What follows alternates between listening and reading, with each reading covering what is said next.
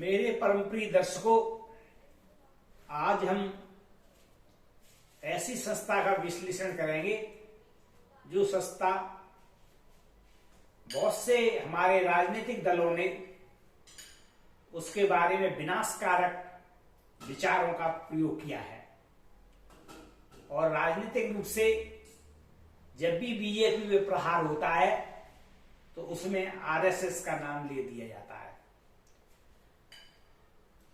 RSS का मतलब है राष्ट्रीय स्वयंसेवक संघ। इसको हम सूक्ष्म रूप से संघ कह सकते हैं। तो संघ का विरोध कुछ लोगों की राजनीतिक मजबूरी है, पर वे भी संघ को समझने की जहमत नहीं उठाते। आरएसएस को बदनाम क्यों करते हैं कुछ लोग? इसके पीछे केवल राजनीतिक स्वार्थ है और जो केवल मुसलमानों को डराते हैं और उनसे वोट लेने के लिए उनको मजबूर करते हैं।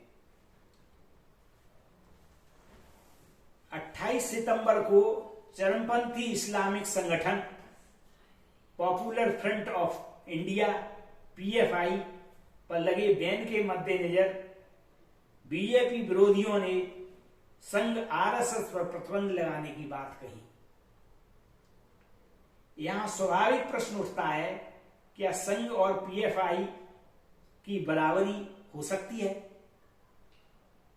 पीएफआई सीक्रेट डॉक्यूमेंट में हिंदुओं के दलित और अति पिछड़े समाज को तोड़ने और मुस्लिम दलित अति पिछड़े गठजोड़ से 2047 तक भारत को इस्लामिक देश बनाने का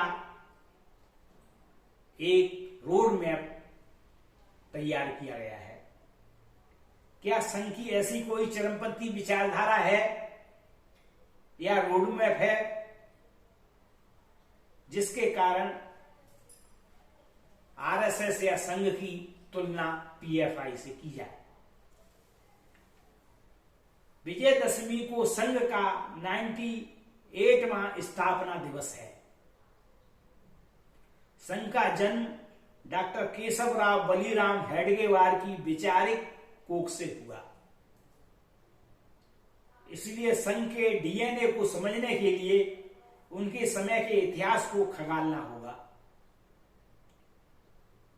हेडगेवार जब मेडिकल पढ़ने कलकत्ता गए तो वहां क्रांतिकारी अनुशीलन समिति से जुड़े और डॉक्टर बनकर नागपुर आने के बाद स्वाधीनता आंदोलन में सक्रिय हो गए।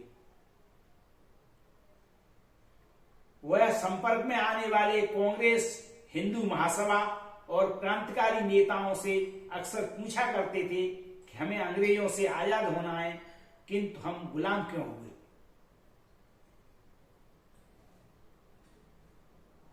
उनके सवाल को अनसुना किया गया।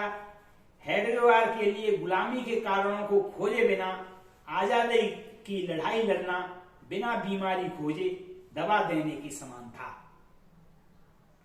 ये सोच रहे थे कि आखिर राष्ट्र की ऐसी दुर्दशा के कारण क्या है, इस पर विचार करना बहुत जरूरी है।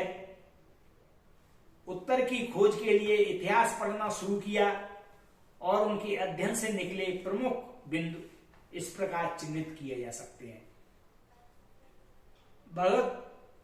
भगवत गीता में वेदों की चर्चा है, यानी भारत श्री कृष्ण युग से पहले का सनातन राष्ट्र है।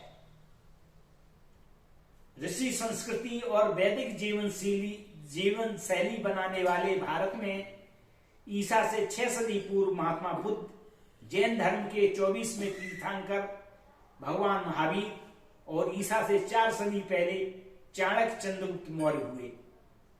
विश्व गुरु का दर्जा दिलाने वाले ज्ञान विज्ञान के केंद्र नालंदा और तक्षशिला जैसे विश्वविद्यालय थे। 10वीं सदी तक भारत का इतिहास सोने की चिड़िया कहलाने वाले अति विकसित राष्ट्र का इतिहास है। बाद में राजनीतिक दृष्टि से भारत का संघीय ढांचा कमजोर होता चला गया। छोटे बड़े राजा व्यक्तिगत अहंकार और स्वार्थों में डूबते हुए चले गए और जब बाहरी आक्रांताओं के कारण हुए आक्रमण के कारण राष्ट्र नेतृत्वहीन दिखाई दिया। हेडगेवार ने दावा किया कि तत्कालीन राष्ट्र के जन जन के पास धन संपदा थी। यदि भारत में धन संपदा का अंबार न होता तो सोमनाथ मंदिर पर महमूद गजनवी के आक्रमण भी नहीं हुए होते। बाद की 6 सदियों में अलाउद्दीन खिजली, रजिया सुल्ताना, कुतुबुद्दीन ऐबक जैसे और फिर मुगल बादशाहों के दिल्ली की गद्दी पर बैठने का इतिहास है। उन्होंने बड़ी चालाकी से अपने आक्रमणों को इस्लाम के साथ जोड़ा, जब इनका इस्लाम से कोई लेना देना नहीं था। जो हुआ वह इस्लाम के लिए नहीं, सिर्फ खुदगर्जी और गद्दी के लिए हुआ। इनकी आपसी गलाकाट स्पर्धा के कारण ही औरंगजेब की मौत के बाद 12 साल तक मुगल महलों में खूनी खेल चला, जिससे मुगल सल्तनत में चूनें हिल गईं। 1757 में भारत की सत्ता पर अंग्रेजों के काबिज होने का एकमात्र कारण हिंदू समाज नहीं, मुगलों की घरेलू उठापटक थी।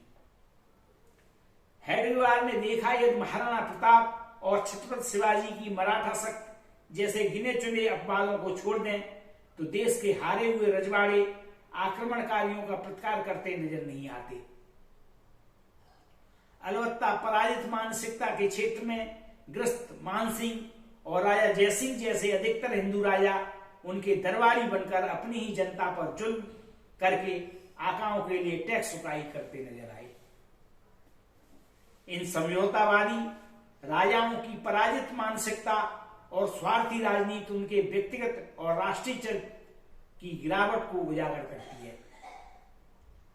डॉक्टर हेडगेवार ने निष्कर्ष निकाला कि समस्या की जड़ एक राष्ट्र के नाते संगठित सनातन हिंदू समाज की राष्ट्रीय अवधारणा का पिछड़ना है।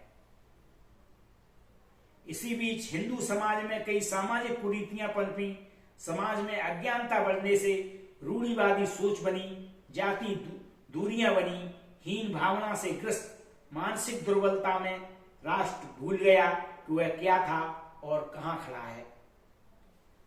राष्ट्र की बीमारी की जड़ तक पहुंचने के बाद हेडगेवार ने चेतावनी दी कि जब तक भारत का सनातन हिंदू समाज विभाजनकारी ऊंची नीची छोटी बड़ी जातियों के भेद और रूढ़ियों और कुरीतियों को मिटाकर संगठित नहीं होता, अपने निजी स्वार्थों से ऊपर राष्ट्रीय हितों को नहीं रखता और राष्ट्र में व्यक्तिगत और राष्ट्रीय चरित्र से भरपूर मनुष्यों का निर्माण नहीं होता, तब तक स्वतंत्रता नहीं मिलेगी।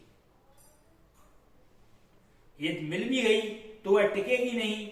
संघ निर्माता ने अनेकों नेताओं को सामने अपनी बात रखी, किंतु किसी ने उन्हें सुनना पसंद नहीं किया। हिंदू संगठन की अवधारणा को सिरे से खारिज कर दिया गया। हेडगेवार ने हार नहीं मानी, अकेले ही लक्ष्य की ओर बढ़ने का निर्णय किया और 1925 में विजयदशमी के दिन संघ की स्थापना की, जिसे पूरा नाम राष्ट्रीय स्वयंसेवक संघ दिया गया। नागपुर मोहिते के बाड़े में वह बालकों को इकट्ठा करके खेल खिलाते और खेल के बाद राष्ट्रीय महापुरुषों की कहानियां सुनाते।